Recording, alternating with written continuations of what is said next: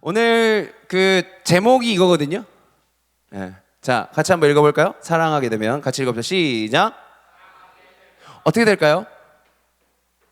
우리 새로 오신 혹시 이름이 어떻게 되죠? 박현민. 우리 현민 형제 사랑하게 되면 어떻게 됩니까? 아직 잘 모르겠어요?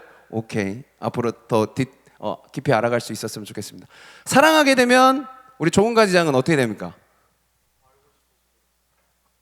뭐라고 한 줄 알아요? 더 알고 싶어진답니다. 별로 다들 공감하지 않은 눈치인데 근데 충분히 이해가 갑니다. 사랑하게 되면 우리 권조일 막가지장님 우리 막가지장님 회장님 오셨는데 저 뒤에 지금 어두운 컴컴한 곳에 뒤에 뒤에 한번 봐주시겠어요, 여러분? 뒤에 한번 봐보세요. 지금 고개 절레절레 흔들고 있는 저 가지장님인데, 가지장님 사랑하게 되면 어떻게 됩니까? 왜 기다립니까? 감사합니다. 네, 사랑하게 되면 그렇죠. 여러 가지 것들을 설명할 수 있겠죠. 저는 오늘 이 사랑에 대해서 이번 2025년도 1학기를 시작하면서 여러분들과 함께 좀 나눠봤으면 좋겠습니다. 그래서 오늘 질문에도 사랑의 가장 궁극적인 사랑이 뭘까에 대해서 이야기할 때 저는 하나님과 사랑을 나누는 것이라고 생각합니다. 그래서 그 질문에 대해서 같이 이야기를 해봤는데요. 자, 어쨌든 말씀을 시작하면서 그 사랑에 대해서 오늘 전반적으로 이야기한다라고 하는 것을 기억하면서 하나님의 말씀을 잠시 나눠보았으면 좋겠습니다. 여기 계신 분들은 다 아시겠지만 저희 아내가 여기 있죠. 네, 제 아내가 같이 저희 집에서 삽니다. 뭐 이상한 말 하고 있네요. 근데 저희 아내랑 제가 교제하던 시절이 있었습니다. 저희도 깨가 쏟아지는 연인일 때가 있었습니다. 지금 사이가 안 좋다는 건 아니고. 근데 이제 저희가 장거리 연애를 했습니다. 저는 광주, 아내는 어디? 군산이었습니다. 그 군산. 그래서 광주와 군산으로 왔다 갔다 하려면 재정 소모가 상당했어요. 편도 12,400원, 왕복 24,800원 탁 나오죠. 그리고 시간도 엄청 투자될 수밖에 없었습니다. 그러니까 편도로 군산까지 광주에서 군산까지 가려면 혹시 가보신 분 없네요? 그 버스 타고 2시간 가야 됩니다. 익산을 들려서 군산을 가기 때문에, 그러니까 편도 2시간, 그러면 왕복하면 무조건 4시간이 소요가 됩니다. 자, 여러분 24,800원이 사람을 만날 때마다 쓰입니다. 그리고 기본으로 4시간이 무조건 쓰입니다. 여러분 그 사람 만나시겠습니까? 어떨 것 같아요, 여러분? 24,800원이 계속 쓰이고 4시간이 계속 써야 돼요. 그 사람 만날 때 기본 디폴트 값이에요. 어떨 것 같아요? 어떤 사람의 시각으로 보자면 제가 저희 아내를 그 당시에 만나러 가는 그 과정이, 광주에서 군산을 가는 그 과정이 되게 허비하는, 재정을 허비하고 시간을 허비하는 사람으로 보일지도 모르겠어요. 저 사람 왜 저러지? 근데 여러분 그 시간이 저에게는 어떤 의미였을까요? 허비였을까요? 현명지 제 그 아내를 만나러 가는 시간이 허비였을까요? 투자였을까요? 왜요? 서로 원했으니까. 오케이. 자, 한 가지, 제가 우리 은정성 선생님 만나러 가는 그 걸음이 허비였을까요? 아니면 투자였을까요? 왜 투자라고 생각해요?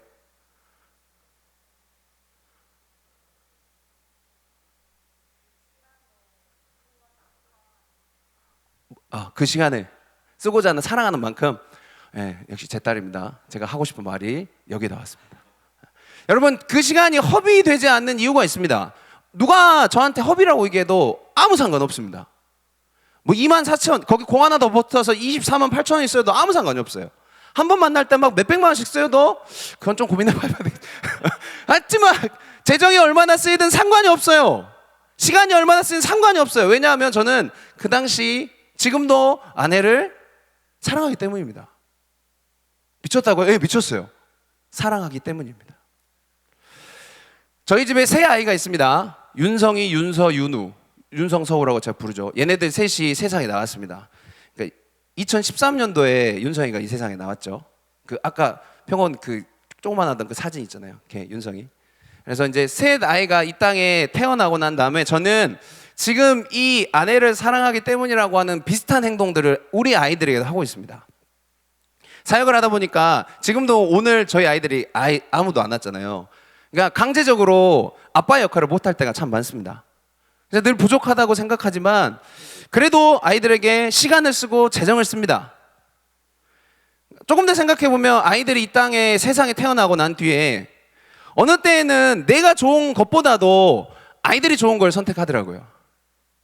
어느 때에는 내가 좀 부족하더라도 아이들에게는 맛있는 것, 좋은 것으로 채워주고 먹여주고 그렇게 살아갔으면 좋겠어요. 그래서 그런 선택을 제가 계속 하고 있더라고요. 근데 옆에서 보니까 저희 아내도 마찬가지예요. 저보다 더해요. 저는 진짜 아내 생각하면 그 발끝도 못 따라갑니다. 근데 저랑 저희 아내가 왜 그렇게 할까요? 우리 아이들에게? 너무 당연합니다. 아이들을 사랑하기 때문입니다. 뭐라고요? 그렇죠. 저는 이 지금 앞에 뜰 문장을 신뢰하거든요. 전 진리라고 생각합니다. 한번 같이 읽어볼까요? 자, 시작. 이 진리예요. 기억하세요. 성경도 진리지만 이 말도 진리입니다. 불변이에요, 불변.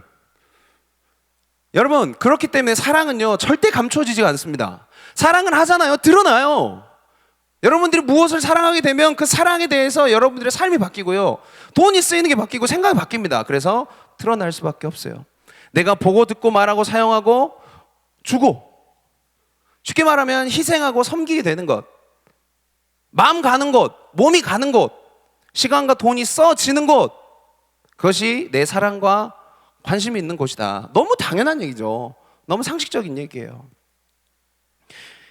그러면 여러분, 오늘 이 예배 나와서 이 예배를 드리면서 우리 한번 생각해 봤으면 좋겠어요. 머릿속을 한번 굴려보세요. 여러분, 여러분의 마음과 생각은 그러면 어디를 향해 있습니까? 오늘 하루만 돌이켜 봐도 돼요. 여러분들의 마음이 오늘 하루 어디를 향해서 계속 가고 있었는지, 여러분의 생각은 무엇로 가득 차 있었는지 그걸 돌이켜보면 뭐 여러 수많은 곳일 수도 있죠. 이제 개강에서 학교로 이렇게 집중될 수도 있고요, 여러 가지 일들로 또 그 안에 있을 수도 있고요, 사람일 수도 있고요, 아니면 물질적인 거일 수도 있고요, 아니면 어떤 상황이나 환경적인 것일 수도 있어요. 여러 가지인 거죠. 근데 거기를 유심히 보면은 무엇을 발견할 수 있냐면 우리가 무엇을 사랑하느냐에 대해서 발견할 수 있어요. 성경에서는 우리를 향하신 하나님의 사랑을 이렇게 언급합니다. 자, 읽어드리겠습니다. 우리가 사랑함은 그가 먼저 우리를 사랑하셨습니다 라고 얘기를 합니다. 하나님의 사랑이 여러분 한 분 한 분에게 먼저 사랑하셨다라고 성경에서 이야기를 합니다. 또한 성경은 말합니다. 예수님께서 우리를 사랑하셨다라고 말씀하세요.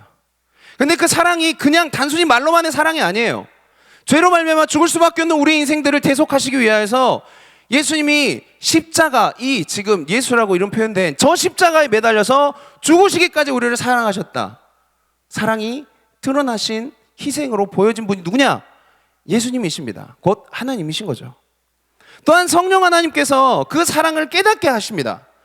그리함을 통해서 또 우리에게 무엇을 보이시느냐? 사랑을 보이십니다. 끊임없는 탄식으로 우리를 위해서 간구하시는 분이 성령 하나님이십니다. 여러분들 그렇게 행함으로 사랑하고 계신다는 사실이에요. 저는 이 말씀을 시작하며 여러분들한테 사랑에 대해서 이야기하며 교회 꽤나 다녔으면 너무나도 많이 듣는 말이었겠지만 분명하게 말씀드리고 싶은 것, 그리고 절대 잊지 말아야 될 것, 하나님께서 나를 사랑하신다 라고 하는 사실을 이 시작 여러분들에게 말씀드리고 싶어요. 한번 따라해볼까요? 오른손을 들고 가슴에 손을 한번 얹어 보십시오. 눈을 감고 따라해보세요. 하나님께서 나를 사랑하신다. 자, 한 문장을 여러분들 한번 읽어보세요. 자, 눈을 감고 한번 고백해보세요. 시작. 하나님께서 나를 사랑하신다. 아멘. 이것이 성경의 선언입니다. 제가 이 자리에서 설교를 딱 한 문장만 이야기하고 내려가십시오 라고 한다면 전 이 이야기를 하겠습니다. 하나님께서 나를 사랑하십니다. 그렇다면 여러분, 그 사랑이 우리에게 있습니다. 교회 다니는 친구들, 예수님 믿는 친구들, 예수님을 따라다니는 예수의 제자들은 이 사랑을 믿는 사람들입니다. 그러면 저는 이 질문을 던지고 싶어요.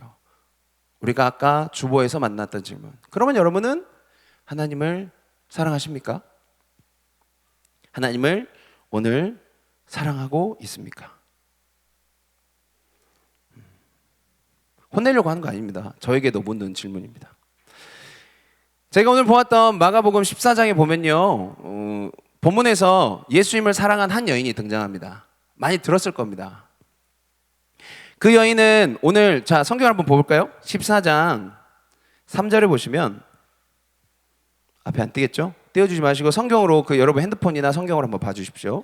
마가복음 14장 3절에 보시면 예수께서 베다니 나병 환자 시몬의 집에서 식사하실 때라고 이야기를 합니다. 이 식사를 할 때 한 여인이 등장을 합니다. 그리고 나서 이 여인이 어떤 행위를 하냐면 매우 값진 향유인 순전한 나드 한 옥합을 예수님께 가져와서 깨트려서 예수님의 머리에 붓습니다. 마가복음 14장입니다. 그 행위는 마치 그러니까 고대 이스라엘 그 사람들이 했던 마치 왕을 세울 때 머리에 기름을 붓는 것처럼 그런 것들을 연상시키기도 하고, 또한 그렇게 그 값비싼 순전한 나드 한 옥합을 깨트려 가지고 자신의 마음과 정성을 모두 담아서 예수님께 표현을 합니다. 조금 더 디테일하게 설명드리면요, 여러분 향유를 담았던 옥합은 통입니다. 흰색 광물로 이루어진 비싼 통이래요. 그리고 저 나드가 뭘까요? 향유라고 하잖아요. 향기 나는 기름입니다. 그런데 히말라야 원산 식물인, 그냥 들으세요, 감송량의 뿌리에서 뽑아낸 값비싼 기름이라고 합니다. 이게 비싼 거예요. 제자들이 그 여인이 그 옥합을 깨트려 가지고 이 나드 한 옥합을 예수님 머리에 붓거든요. 그때 제자들이 비난을 합니다. 근데 그 비난을 할 때 그 가격을 우리가 알 수 있어요. 그 가격이 얼마냐면 300데나리온이라고 얘기를 합니다. 1데나리온은 당시에 노동자 하루 품삯입니다. 하루 일하면 요즘에 얼마 벌어요? 8시간 일하면? 8만 원 정도 벌겠죠. 그 최저시급이 아까 얘기 들어보니까 1030원으로 올해 올랐다고 하더라고요. 네. 그냥 8만 원 좀 복잡해지니까 10만 원을 합시다. 그러면 300데나리온이면 300일 일한 정도 되는 거죠. 300 곱하기 10 그러면 얼마죠? 3천이죠. 그러니까 나드 한 옥합이 깨지잖아요. 그러면 얼마가 날아가요? 3천만 원이? 정원아 3천만 원이 날아간다. 여러분 그걸 빡 깨면 3천만 원이 날아가요. 동계산이 빠르신 분들은 얼마의 그 가치인지를 아실 겁니다. 어떤 분들은 이 여자의 결혼 자금이었다, 집안의 가보였다, 여러 말들이 있지만 분명한 건 하나 기억하십시오. 재정적 가치는 확실했습니다. 비싼 겁니다. 그러면 우리가 여기서 궁금해하죠. 많이도 들어봤을 겁니다. 왜 이 여인은 예수님께서 식사하시는데 느닷없이 정말 말도 안 되게 예수님께 그 값비싼 향유 한 옥합을 깨트려서 드리는가? 깨트려서 드리면 끝나요. 3천만 원에 날아갔다 돌아오는 게 아니에요. 뿌리고 다시 거둘 수가 있는 게 아니에요. 끝나요. 만약에 그 깨트리는 이유가 아무것도 없어요. 그냥 우연하게 깨트렸어요. 말도 안 되죠? 근데 진짜 아무런 이유가 없으면 그 이연이 깨트릴 때 제자들이 막 비난을 하거든요. 저거 아깝다, 왜 저러지? 라고 하는 말이 이유가 돼요. 가난한 사람들이나 도와주지. 그렇지 않습니까? 3천만 원을 팔아서 우리 소고기 먹어도 며칠 먹을까요? 그걸 팔아가지고 정말 집 없고 가난하고 그 얼마가 없어서 죽는 사람들에게 도움을 주면 얼마나 많은 사람들을 도울 수 있을까요? 그런데 우리는 이 여인의 행위에 대한 명확한 설명을 요한복음에서 찾아볼 수가 있습니다. 여러분 요한복음 12장을 한번 넘어가 보실래요? 요한복음 12장 11장과 12장 내용들인데 한번 요한복음 12장을 한번 넘어가 보세요. 성경 있고 핸드폰 있으신 분들은 요한복음 12장. 네, 펴신 줄 알고 그 성경을 보시면서 저를 보시면서 같이 나아가 봅시다. 오늘 이 여인 향유 옥합을 드린 여인은 복음서 중에 마태복음, 마가복음, 요한복음에 기록되어 있습니다. 그 중에 오늘 지금 볼 요한복음 11장, 12장에서는요 명확하게 이 여인이 누구인지를 좀 설명해주고 있거든요. 그리고 누구의 가족인지도 설명하고 있습니다. 여러분 보세요. 요한복음 11장 봐봐요. 네. 요한복음 11장 1절을 한번 읽어볼까요? 같이 요한복음 11장 1절 같이 읽어봅시다. 시작. 어떤 병자가 있으니 이는 마리아와 그 자매 마르다의 마을 베다니에 사는 나사로라. 이 사람 누구예요? 우리가 잘 아는, 그렇죠, 나사로가 등장을 합니다. 죽은 지 나흘 된 사람, 죽은 땡땡이가 살아났다네, 죽은 나사로가 살아났다네, 교회에서 그렇게 많이 불렀던 그 나사로가 여기서 등장을 합니다. 그래서 나사로가 이제 병에 걸려서 죽게 됐어요. 죽었어요. 그래서 그 위독함을 알리고 예수님께 알리고 살려주기를 정말 간곡히 부탁했던 두 여인이 등장을 합니다. 그들이 누구냐면 마르다와 마리아입니다.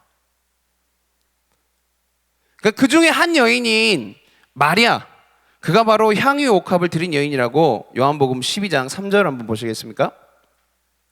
제가 한번 읽어드릴 테니까 요한복음 12장 3절을 한번 보세요. 읽어드리겠습니다. 마리아는 지극히 비싼 향유 곧 순전한 나드 한 근을 가져다가 예수의 발에 붓고 자기 머리털로 그의 발을 닦으니 향유 냄새가 집에 가득하더라 라고 말씀하고 있습니다. 자, 그러면 이 그림 한번 그려볼게요. 상황을. 요한복음 11장에서는 나사로가 죽게 되고 누이들이 예수님께 부탁을 합니다. 그리고 나사로가 어떻게 돼요? 살아나게 돼요. 죽었는데 4일이 지나면 그 당시에 영혼이 떠나간다고 이야기를 해요. 끝났어요. 그런데 그 나사로가 예수님이 부르심에 살아나 움직이며 생명을 얻게 됩니다. 그리고 그 이후에 12장에 이 여인의 행위가 일어난 거예요. 오빠가 죽었어요. 근데 예수님을 불렀어요. 그래서 예수님이 나타나셨어요. 나사로야, 걸어 나오라. 살았어요. 그리고 나서 12장의 일이 일어난 거예요. 나드 한 옥합을 깨트린 거예요. 그러면 여러분이 이제 좀 이해가 되시지 않습니까? 사랑하는 오라버니가 죽은 지 4일이 됐고 희망이 없어요. 이제 희망은 예수님밖에 없어요. 죽음을 받아들여야 되는 상황인데 도저히 안 되는 거야. 예수님의 소식을 듣고 그 죽음을 예수님께 의탁드린 거예요. 그리고 예수님이 그들의 인생에 말도 안 되는 기적을 이루셨어요. 은혜를 부으셨어요. 오빠가 살아났어요. 그 일이 마리아의 인생에 일어난 거예요. 곧 예수님을 통하여서 그 인생에 갑작스레 들이닥친 사망이 있었어요. 자기가 죽진 않았지만 내가 가장 사랑하는 오빠가 죽어버렸어. 그런데 그가 예수님을 통해서 어떻게 됐어요? 살아나는 역사를 경험하게 된 거예요. 은혜를 경험하고 사랑을 경험한 거죠. 그리고 예수님께서 베다니 시몬의 집에 식사하실 때 우리가 지금 보는 요한복음에서는 예수님을 위해서 잔치를 벌였다고 이야기를 합니다. 마르다는 일을 하고 마리아는 예수님의 발치에서 설교를 듣고, 이게 너무 잘하는 내용이잖아요. 그때 마리아가 예수님께 그 순전한 나드 한 옥합을 깨뜨려 드리게 됩니다. 자, 여러분 이제 상황이 그려지십니까? 자, 그렇다면 여러분 답을 해봐야죠. 이 여인이 순전한 나드 한 옥합을 왜 깨뜨립니까?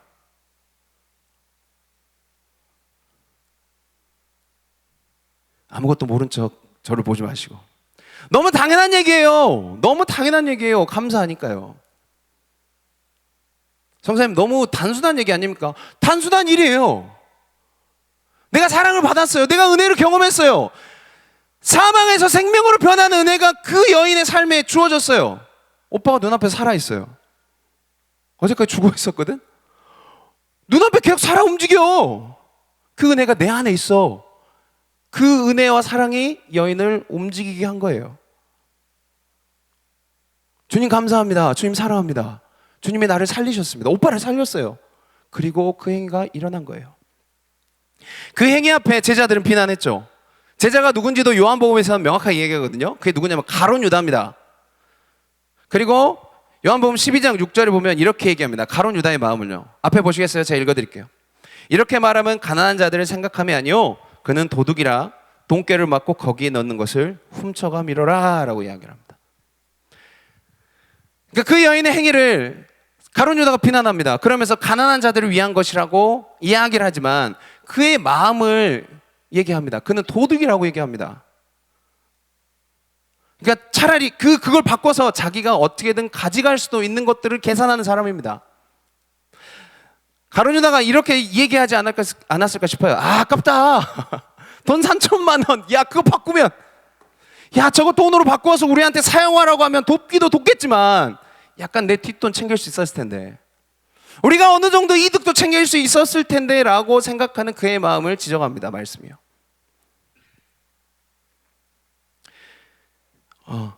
한 여인이 있었고요. 예수님 곁에 제자들이 있었습니다. 그 중에 지금은 가룟 유다에 대해서 이야기를 합니다. 제자들이 있었습니다. 제자들은 예수님을 최측근으로 따라다니던 사람들입니다. 그리고 이 여인이 등장을 합니다. 그리고 제자와 이 여인, 되게 비교 대조되는 이 두 인물인데요. 이들의 생각이 커다랗게 부각돼서 보여지고 있습니다. 제자의 중요한 것은 뭐였을까요? 제자가 더 값지게 생각하는 건 뭐였을까요? 이 가룟 유다, 아니 제자라고 불리는 이 사람들은 무엇을 더 사랑하고 있었을까요? 반대로 이 여인은 예수님 앞에서 무엇이 더 중요하고 무엇이 더 값지고 무엇을 더 사랑하고 있었을까요? 사랑하는 여러분, 저를 한번 봐주시겠습니까? 이 여인의 행위는 세상 사람들의 시각으로 볼 때는 바보 같은 짓입니다. 가룟 유다의 시각이 맞습니다. 가룟 유다의 욕심을 빼더라도 3천만 원이면 지금 사회에서도 많은 사람들을 도울 수 있습니다. 아프리카로 그 돈이 넘어가잖아요. 꽤나 긴 시간 동안 아이들을 살려 먹일 수 있습니다. 다른 마음으로 다른 행위로 표현할 수 있잖아요. 그잖아요. 손발이 있잖아. 그런데 왜 그렇게 라고 세상이 말할 수 있습니다. 근데 더 놀라운 사실은 예수님 곁에 있던 제자들이 그걸 비난했으면 우리는 또 주목해야 합니다. 예수님을 주님으로 따르고 스승으로 따르고 닮아 따르겠다라고 이야기한 제자들이 주님을 사랑하는 그 행위를 비난합니다. 그 여인의 행위는 오직 예수님만 칭찬했으면 우리는 기억해야 합니다. 그래서 그 여인의 행위는 예수님이 이제 그 이후에 십자가를 매달러 죽으러 가시거든요. 그래서 장사를 지내는 하나의 귀한 일로 여겨지게 됩니다. 그리고 예수님이 이 귀한 일을 복음이 전해지는 곳곳마다 끝까지 전해라 라고 말씀을 하시며 그 상황이 마무리됩니다. 극찬하신 거예요.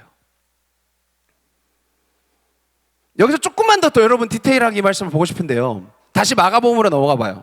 성경을 마가복음으로 넘어가 보면 오늘 우리가 보았던 이 여인의 행위는 오늘 본문 14장 3절부터 9절까지 기록이 되어 있거든요. 그런데 보세요. 마가복음 14장 3절부터 9절 말고 오늘 우리가 11절부터 11절까지 읽었잖아요. 마가복음 14장 1절에서 2절에는 누가 나오는지 우리 한번 봅시다. 마가복음 14장 1절에서 2절을 한번 같이 읽어볼까요? 자, 읽겠습니다. 시작. 이틀이 지나면 유월절과 무교절이라 대제사장들과 서기관들이 예수를 흉계로 잡아 죽일 방도를 구하며 이르되 밀란이 날까 하노니 명절에는 하지 말자 하더라. 아멘. 누가 등장합니까? 대제사장들과 서기관들, 당시 종교인들이 등장을 합니다. 그리고 10절, 11절 한번 볼까요? 10절, 11절 여러분들 한번 읽어주시겠습니까? 10절, 11절 같이 여러분들 읽어주시면 시작!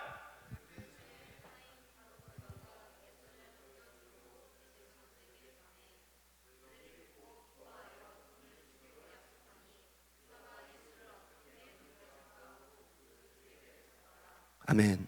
등장을 하면 누구죠? 아까 요한복음에서 만났던 가룟 유다입니다. 자, 이 두 군데에서는 이렇게 저는 표현할 수 있겠어요. 하나님을 누구보다 사랑하는 사람들이 등장을 합니다. 그 당시에. 그리고 예수님을 누구보다도 사랑하는 사람들이라고 보일 수 있는 한 인물이 등장하는 거죠. 대제사장들, 서기관들, 그리고 가룟 유다. 하나님을 온전히 섬기는 대제사장과 서기관, 그리고 예수님을 따르던 제자 가룟 유다예요. 재밌는 게 하나님을 온전히 섬기는 대제사장과 서기관들이 대제사장들과 서기관이 어떤 일을 하냐면요, 예수님을 죽이려고 모여합니다. 유월절과 무교절, 곧 하나님의 은혜를 기억하며 제사를 드려야 되는 그 상황에서 절기를 기억하고 하나님 앞에 더 어떻게 하면 더 값진 예배를 드릴 수 있을까 고민해야 될 그들이 은혜를 기억하고 하나님을 더 묵상하기보다는 예수님을 죽이려고 해요. 왜 그런 줄 알아요? 많은 이들이 얘기합니다. 그들이 자신들의 종교적, 사회적 지위를 위협하기 때문이었습니다. 그런데 밀란이 두려워서 절개는 죽이지 않으려고 했거든요. 그런데 결국 예수님은 유월절 기간에 죽게 됩니다. 하나님 앞에 거룩은, 하나님 앞에서 유월절, 무교절, 하나님께서 거룩을 기억하고 은혜로 받기를 원하시는 그 기간 아무 상관없습니다. 자기가 대제사장 드리고 서기관이라거나 하나님 앞에서 귀한 직분도 상관없습니다. 오직 자기 안위, 권력, 힘이 중요해요. 그래서 예수님을 죽이는 거예요. 또 한 부류가 나오는데 다시 한 번 더 말씀드리는 가룟 유다가 등장하죠. 예수님을 왜 팔았을까요? 가룟 유다가 어떤 사람인데요? 가룟 유다가 예수님을 왜 팔았을까요? 돈 때문입니다. 그는 돈을 받았고, 오늘 본문에서 나오진 않지만 마태복음에 보면요, 그가 예수님을 은 30냥에 팔았다고 합니다. 그 당시 은 30냥은 어떤 가격이냐면, 인간이 그 당시에 노예 제도가 있었잖아요. 노예가 소에 바쳐 죽습니다. 그러면 그 노예를 이제 물어줘야 될 거 아니에요, 소 주인이. 그러면은 그 은 30냥을 주는 겁니다. 그 가격이래요. 소에 바쳐 죽은 노동자의 값이에요. 그리고 노동자의 한 4개월 정도 되는 금액이래요. 한 400만 원 정도 되는 거겠죠. 아니다, 한 1200만 원 정도 될 수 있겠다 싶어요. 그러니까 가룟 유다가 예수님을 팔아넘깁니다. 왜 팔아넘겨요? 그는 돈이 가장 큰 가치였고 가장 큰 존재였습니다. 그는 돈을 사랑합니다. 사랑하는 여러분, 저를 한번 봐주시겠어요? 겉으로는요, 하나님을 사랑합니다. 직분도 하나님을 사랑한 사람들입니다. 예수님을 따르는 제자들입니다. 그런데 질문합니다. 그들이 정말 하나님을 사랑하고 예수님을 사랑합니까? 대제사장, 서기관, 제자, 이게 중요합니까? 어디 교회, 무슨 부서장, 어떤 직분을 가지고 있어, 이게 중요해요? 가지장이에요, 가지원이에요, 선교사입니다, 목사입니다, 이게 중요합니까? 여러분, 내 삶에, 내 중심에 하나님을 사랑하는 그것이 어떻게 드러나고 있느냐, 저는 오늘 이것이 가장 중요하다라고 말씀드리고 싶습니다. 혹시 오해할까봐, 여러분 오해하지 말아야 될 것은, 그러면은 그 여인이 사랑하면 다 드렸으니까 주머니에 있는 모든 돈을 다 꺼내서 DFC 현금해라, 이 얘기가 아닙니다. 중심에서 우러나는 최선의 행위를, 내가 하나님을 사랑한다면 그 사랑의 반응을 보이라고 여러분들한테 말씀을 드리는 거예요. 예수님이 순전한 나드 한 옥합 3천만 원을 드린 그 여인도 칭찬하셨거든요. 근데 다른 본문에 보면 두 렙돈을 드린 한 과부도 칭찬하십니다. 두 렙돈이 우리 돈으로 얼마인 줄 알아요? 하루 품삯 64분의 1 정도 되는 헌금입니다. 계산해 보면 10만 원 정도의 64분의 1이 얼마냐면 1562.5원이에요 3천만 원도 예수님이 칭찬하시지만 1562.5원도 칭찬하십니다. 예수님의 기준이 뭐야? 돈이 중요한 게 아니라는 거예요.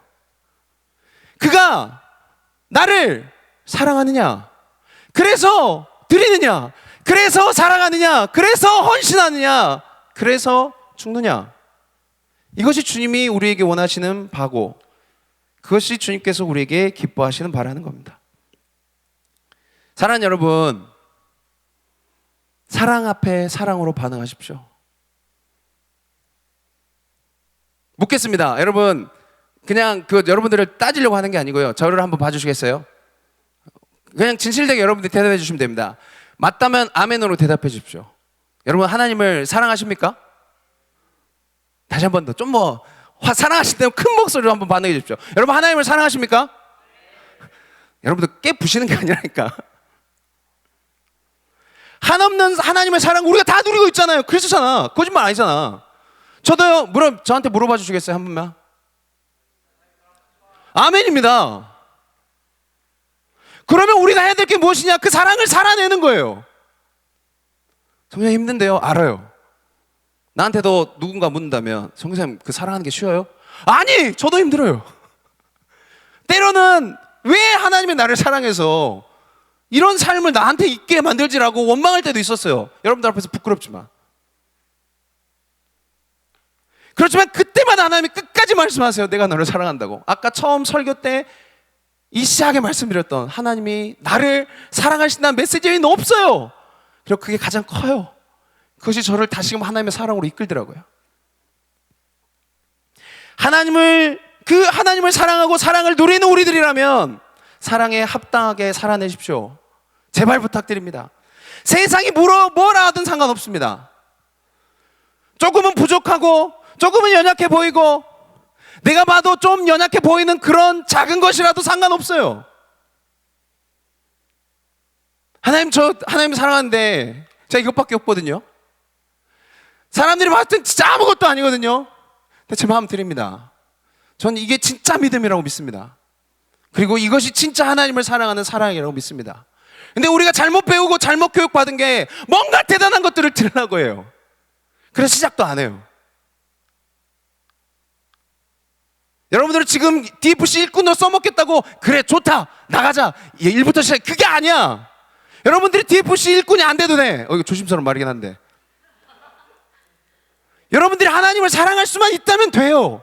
작은 일이든 상관없어요. 작은 것이든 아무것도 아니어도 상관없어요. 우리 아까 기은이가 그 얘기했잖아요. 하나님 사랑하는 거 예배 자리에 나오는 거 거기서부터 우리가 시작하는 거예요.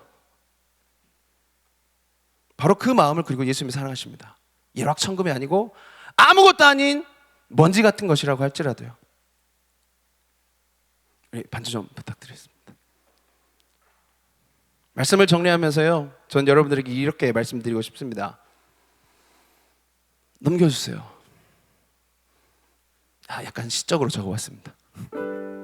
사랑하게 되면 제목이 사랑하게 됨이지 않습니까?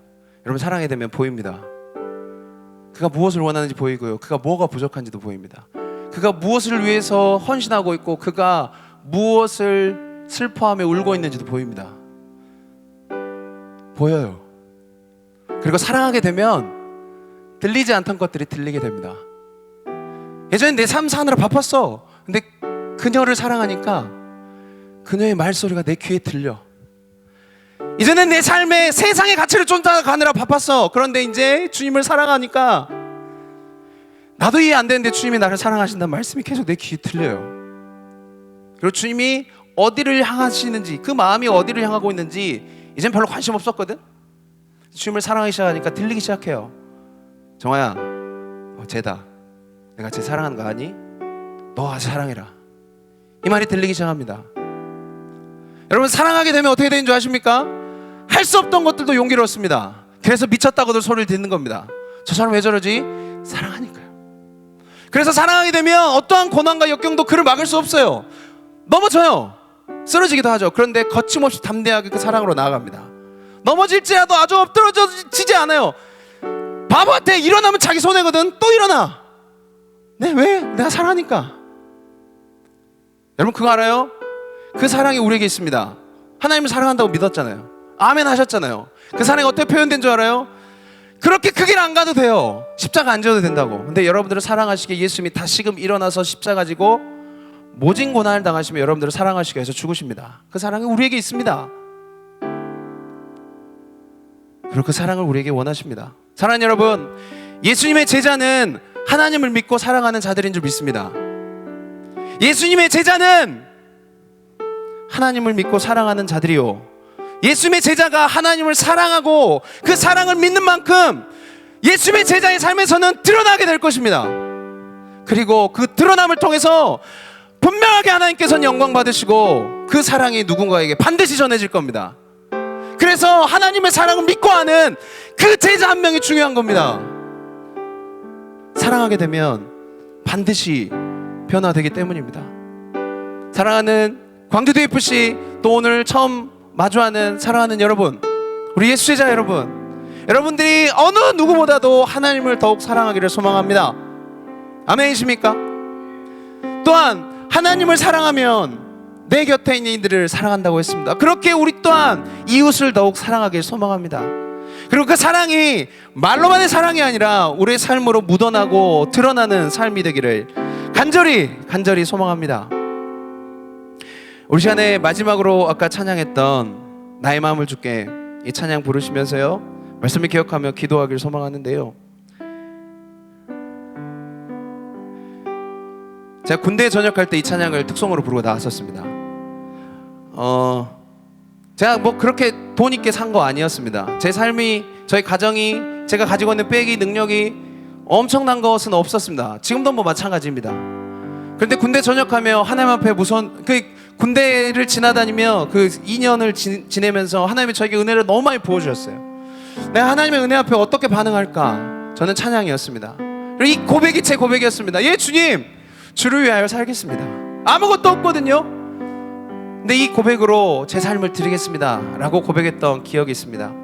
여러분, 이 찬양 나누실 때 여러분들 또한 믿음의 고백을 우리 하나님 앞에 드리며 나아가기를 간절히 소망합니다. 함께 찬양합니다.